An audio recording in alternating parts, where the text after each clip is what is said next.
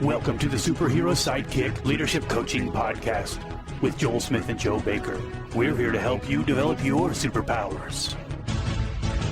This is the Superhero Sidekick Coaching Podcast. I'm Joel Smith. I'm Joe Baker. We're not here to be the superhero. We just want to be your sidekick and help you along in building your business, building your not-for-profit. Let's help you grow it fast and really scale. Be sure to check us out on Facebook and visit us at superherosidekick.com. Welcome to the Superhero Sidekick Coaching Podcast. I'm Joel Smith along with Joe Baker. Joe, how are you doing today? Hey, doing good. Just got back from some more epic climbs of sand this last weekend. We climbed the renowned Petit Groupon up in these cathedral peaks up in Estes Park, and just had a ball the last few days, exploring the mountains and setting another record. Excellent. Yeah, Estes Park is a beautiful place. That's pretty awesome up there. Yeah, man.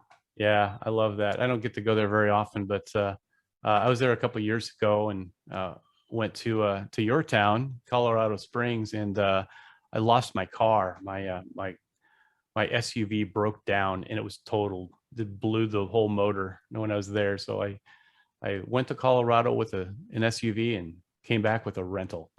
Oh man. Yeah.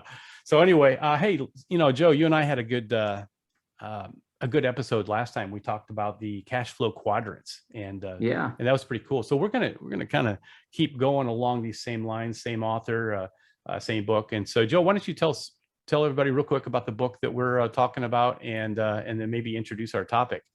Yeah. So it's not really it's not just the book. It's like, this is something I talk to all the people I'm coaching with, is like, how do we build pipelines instead of haul buckets? And it's a big theme of cash flow quadrants. Should I just share the parable? You want me to share the parable? Sure. Yeah. So the parable is that there's this city and the well runs dry, and they need to find a way to get more water to the well. And so there's a water source a couple miles away, and so they hired two contractors. And the first guy, he just goes out and buys a bunch of buckets at the local Home Depot and gets a whole bunch of buckets, and he just starts carrying buckets of water back and forth from the water supply, and he's able to immediately make money. And the second person disappears for a little bit. She writes a business plan, goes out and gets investors, and then shows up 3 to 6 months later and starts with all this construction crews and starts digging a trench, and she constructs a beautiful pipeline. It takes about 9 months to do that. But once that pipe goes live and turns on, she's able to produce way cleaner water faster than the other guy who can't haul buckets at near the speed. And so he immediately goes out of business. And the woman who made the beautiful pipeline, she's now able to go and kind of retire and go work on another project. And so you look at those two stories, and which person do you want to be? Do you want to be the person who's hauling buckets, or do you want to be the person who is building a pipeline? And the conclusion of this story is, yes, you want to be the person who's actually building a pipeline.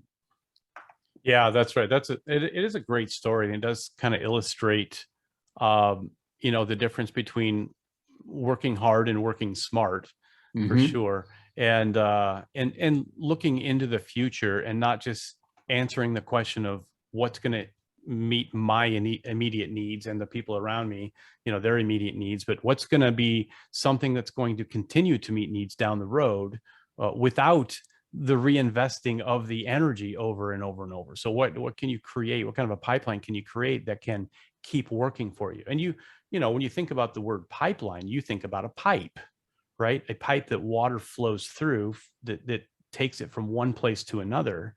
And so that pipe is doing a lot of work that a person with buckets doesn't have to do anymore.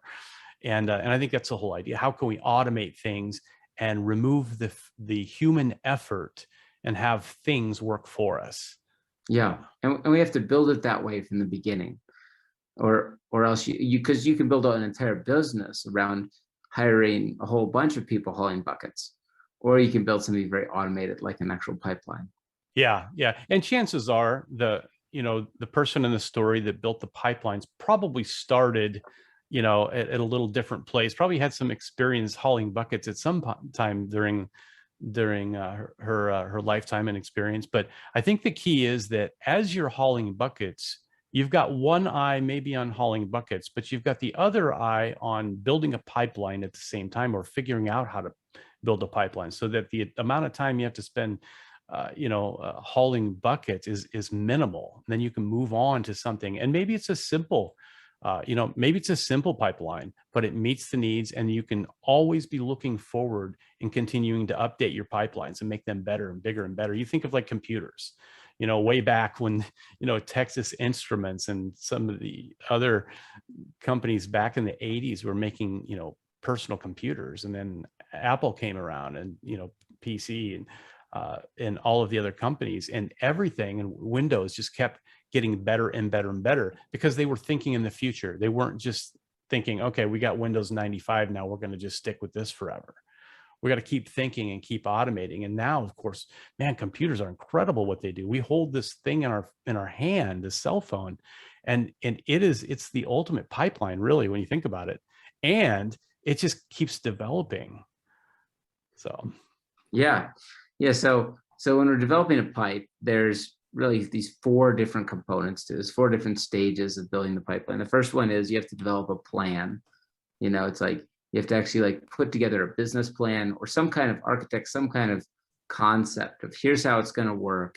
Here's what we're going to need to do. Then you can take that plan and go out and you can get investors, because a pipeline is going to require some investment. I mean, in the sense of an actual pipe, you've got to buy real estate. You got to get trucks. You've got to get, a crew to work on it. You've got to have all of that in place, and you need capital. So you need to go out and raise money. And that's been a part of the pipelines I've built. Then once you have the capital, you then turn that capital into a building phase, and you actually build and construct the pipeline. You've got to, put it together and get it, it all laid out there. It's like, there's a lot of work to be done, but once it's built and once it's in place, then you just have to maintain the pipe.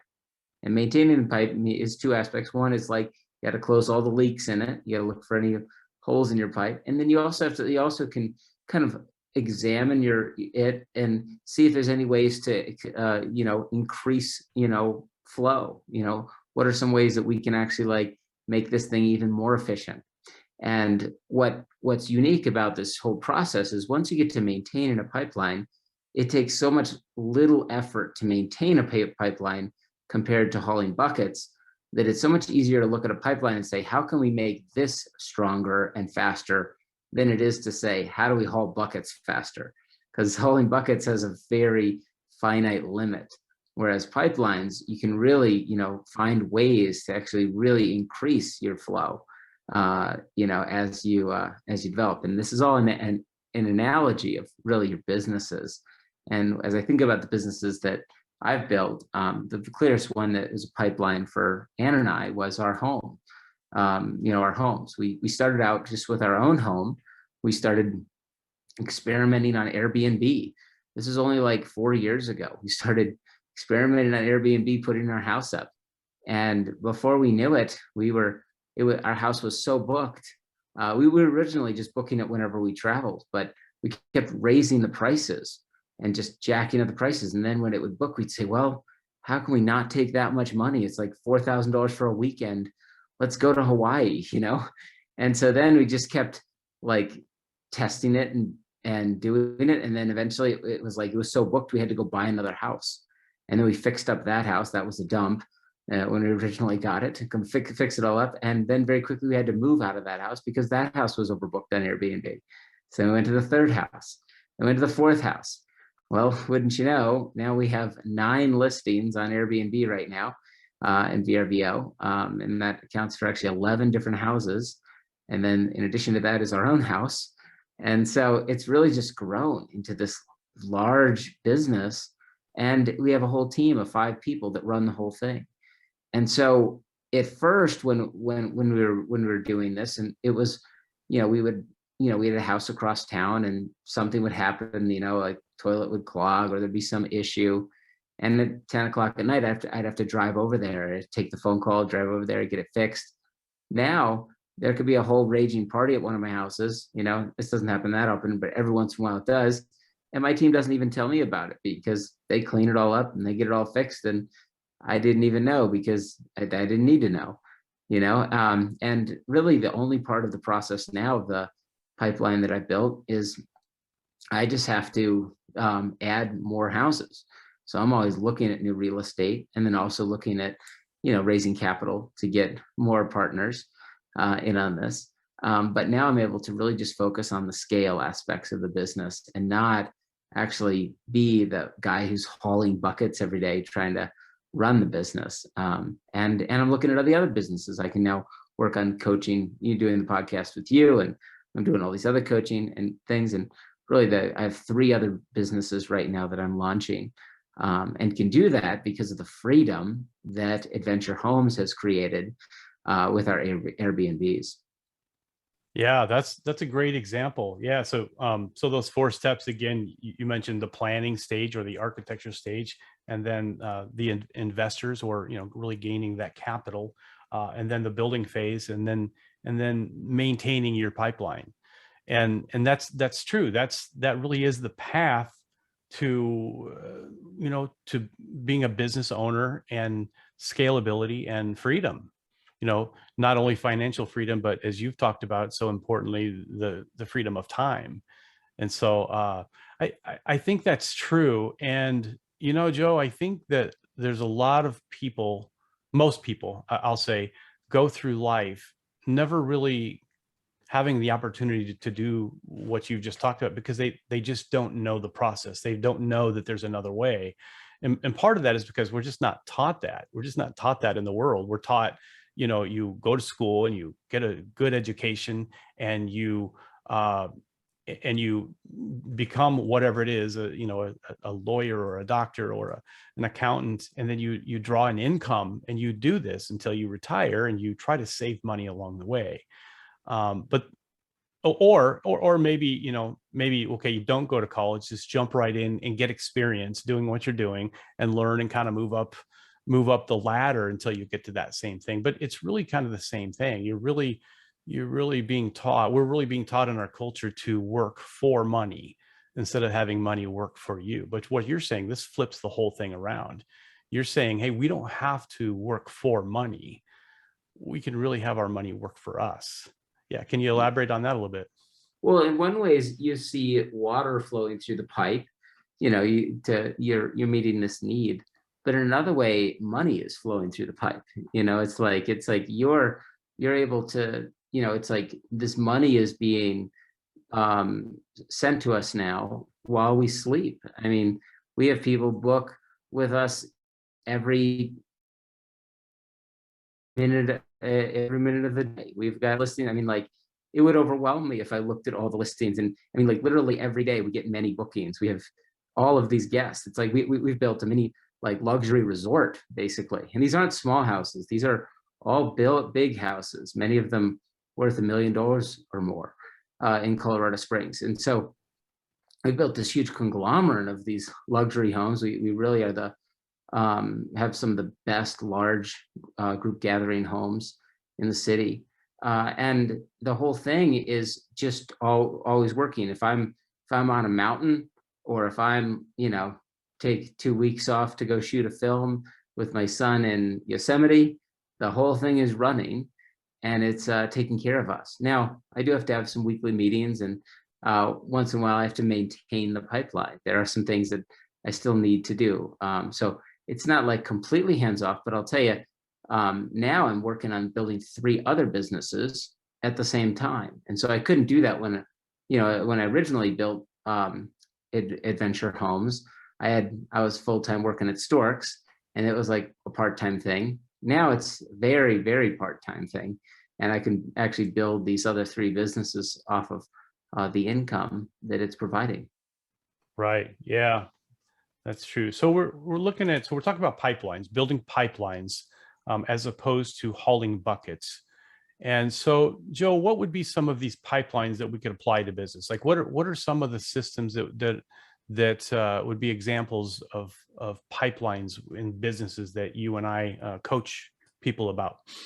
Yeah, so a simple way to think about pipelines is just to think about, don't ever do all the work for something to only do it once. So there's a lot of organizations like that I work with that want to do like an event. And they say, I have this great idea for an event. And they say, all right, well, the only way we should do this event this year is if we're planning and want to start planning right now to do it again next year. And so like, let's actually do the event where we lay everything out in one place, like every single vendor, every single person that's involved with this event should be on one sheet of paper, so that we can next year replicate the same thing. And next year we're going to bring in twice the money, because we're going to tighten it up, and we're going to better understand. It's going to take us so much less energy to do it. The hard thing is the first year. And I think of that as like, oftentimes organizations will like, do this event, and it's like paving a road, but never driving on it again.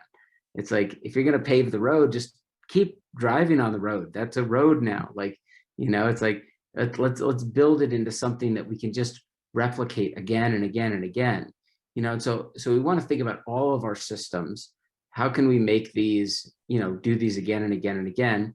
And then also, like, we want to look at our processes and saying, like, can we just scale this? Can we do, once we've done it once, we did 1 this year, now can we do 3 next year? Can we do 7 the year after that? Can we scale it bigger and bigger? And so if you begin at the on-site and say, yes, this is possible to grow it like that, then you can continue to scale, and then you have to actually build that with that intention.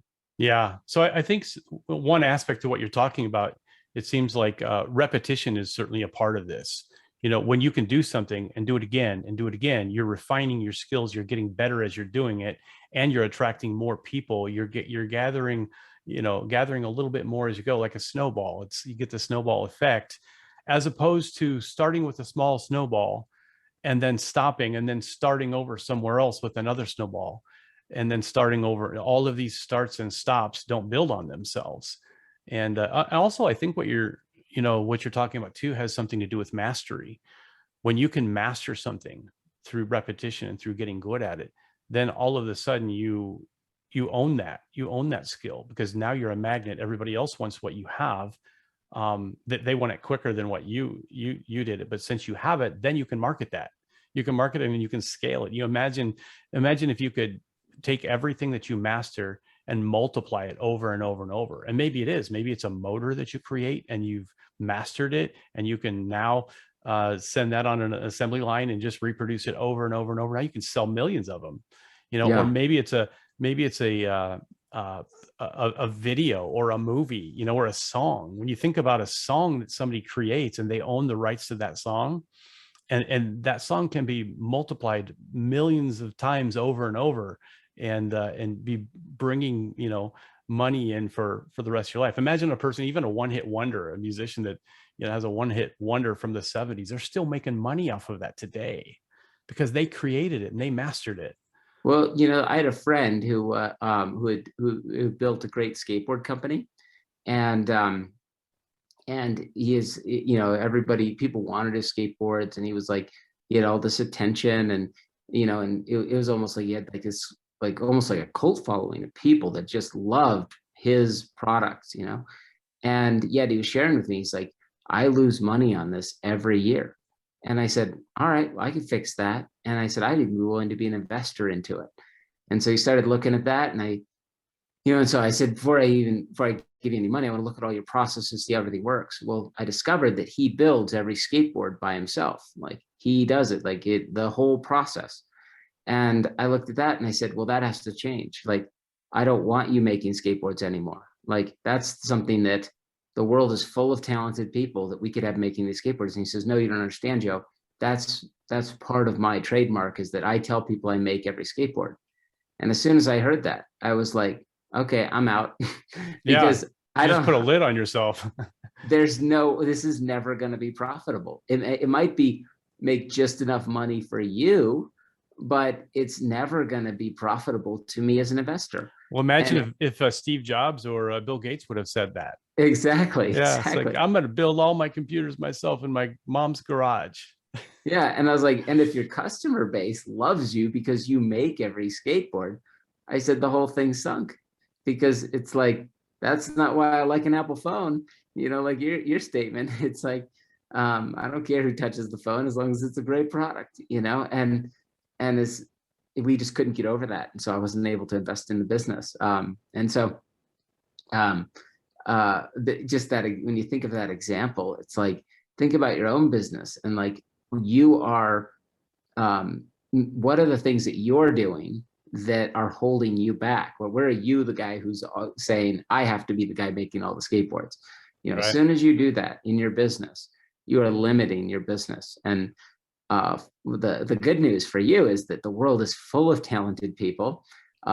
Hopefully you can find people way more talented than yourself, and you can hire them, Yeah. and let them think that they're the best in the world at it, because you don't want to be the best in the world at whatever that thing is. You just want to build a bunch of really awesome, great businesses that set you free.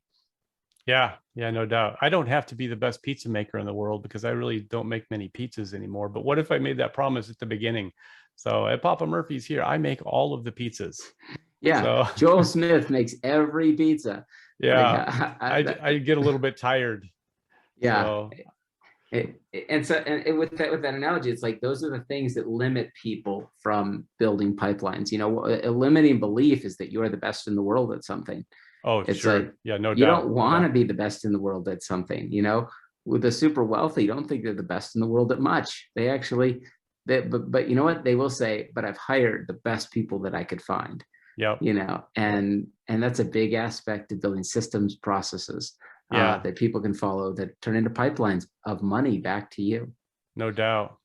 Yeah, I love this topic, just building pipelines. And I think it applies to a lot of different areas. You think of maybe communication pipelines. You and I, Joe, we could just call all of our employees and all of our customers and talk to them and communicate the things that they need to hear from us and all of that.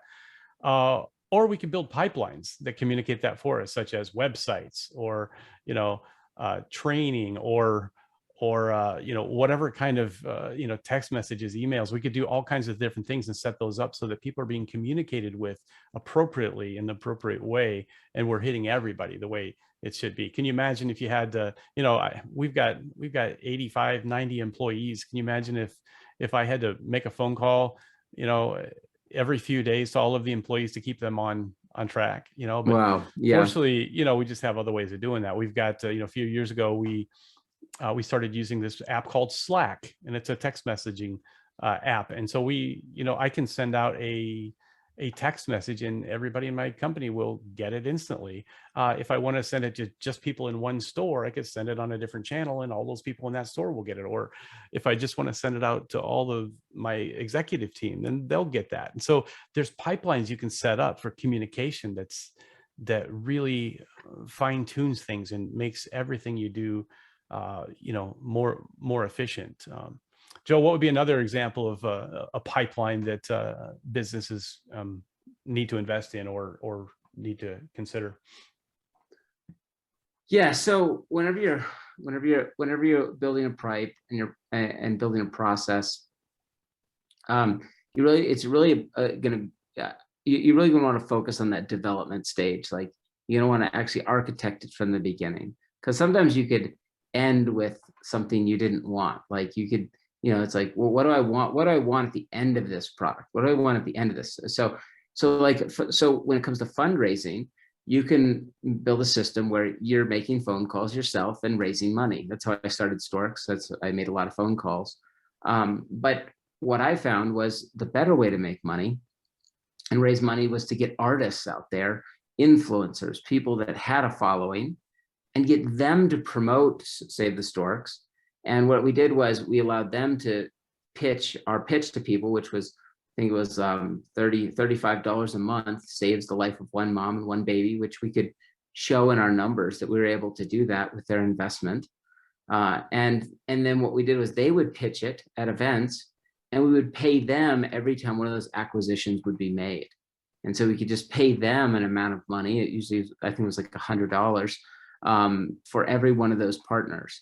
And so, we would work out deals with different artists, and like an artist would get like 1,000 new partners for us, that would cost us $100,000, but it would generate $35,000 a month worth of revenue to the organization that we had, which was launching these mobile medical units around the country, saving human lives. And very quickly, we went from nothing to launching, 55 or 60 mobile units all around America, and doing all sorts of other really cool and innovative things for the pro-life movement as well. And so, I look at that and it's like, we didn't just haul buckets as an organization. We built robust pipelines. And whether you're not for profit or a for-profit, you want to look very carefully at your systems and say, is this catalytic? Can this work while I'm sleeping? Can other people replicate this easily? Or does it require me making the skateboards, making the pizzas, selling it, and once you get that released, it's like, man, it's amazing what a pipeline can bring to your organization. Yeah, no doubt. Automating things and saving you time. It's amazing. I've seen a lot of restaurant owners that really dragged their feet of getting on top of a POS system. They just wanted to use the electronic cash registers forever. And I have to admit, way back, I was a little skeptical about moving to that too. Just didn't know the value of it. But when you think about the amount of time saved, and I think about like when I was using electronic cash registers in the restaurant industry years ago, I think of how much money was stolen because they're just not very secure. And sometimes if we're too cheap to invest in something, a system that's going to make things better down the road, because we just don't want to give up the money right now, that can really be a self-limiting belief that can keep us from that. And and once all the stores moved to a POS system, everything got more efficient, everything got more secure, and all of the processes got tweaked and better and more efficient. And so we have to continually, especially if we're in evolving businesses like the restaurant business, we have to continually invest in the future, not just in the present. We got to think through what systems are going to make things better and help us be more scalable down the road. So yeah, this is good stuff. And I like your example of the marketing too with Storks. It's marketing systems are the same way. Are we just going to have yard signs, put yard signs out in front of all of our restaurants, or are we going to invest in TV? Right? Yeah. So, yeah. All right. Well, hey, this has been good, Joe.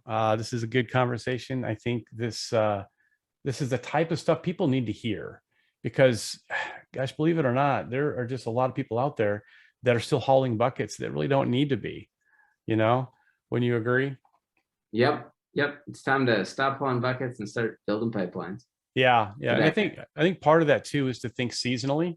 Whatever you're doing in your 20s shouldn't be the same as what you're doing in your 30s. And whatever you're doing in your 30s shouldn't be the same as what you're doing in your 40s and 50s and 60s. There should be a season for everything. And sometimes there really is a season for hauling buckets, but you got to have your eye on the next, you got to have your eye on your 30s and think, okay, what do I need to get? What do I need to do? What do I need to invest while I'm hauling buckets to get to this next level? And then obviously we need to keep scaling that. And there's a lot of people that are working their tail off and they're getting close to retirement and they can't retire because they got to keep hauling buckets. Yep. So, all right, Joe. Well, hey, thank you everybody out there for listening. We would love to have you subscribe and give us some comments and get a hold of Joe at superherosidekick.com. You can contact me at joelsmithcoach.com. We'd love to talk to you about your business, help you scale your business, help you build some pipelines into it, and get you away from just hauling buckets all the time. So, yeah. Hey, thanks everybody. We'll talk to you later. All right. See ya.